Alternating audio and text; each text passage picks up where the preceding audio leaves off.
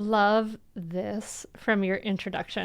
Just going to read it because I think it's so good. Becoming a mother is one of those changes that changes everything. It's a seismic transformation that is biological, psychological, sociocultural, economic, and spiritual in its scope. Perhaps more than anything, at its heart, the transition to motherhood represents a shift in the very tectonic plates of your identity. Despite the dominant, bounce-back cultural narrative of our times, motherhood is one of those transformations that makes your old self not applicable, at least not for now, and maybe forever.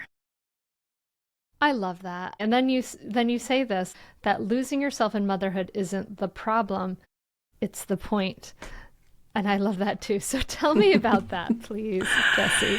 Yeah, totally. It's so interesting because, on this side of motherhood, both of us being mothers, we can be like, yeah, definitely, that is how it is.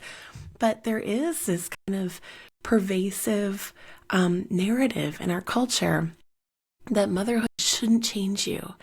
And that, in fact, the worst thing that could happen, okay, it's a bit of hyperbole, it's a little bit extreme, but the worst thing that could happen is that you might lose yourself in motherhood. And it's just it's a very interesting idea, isn't it? That we could have this kind of world-rocking thing happen and yet expect to be unchanged. It doesn't make a lot of sense, and yet that's sort of the dominant cultural paradigm, is that you should bounce back. And I think the thing that we kind of forget about in that narrative is that you might not return back to that kind of former self. And that is a loss. And, you can feel feelings about that. You can have grief and all kinds of complex feelings about that. But what we forget to remind ourselves and the mothers who are being born today, that you might become someone new.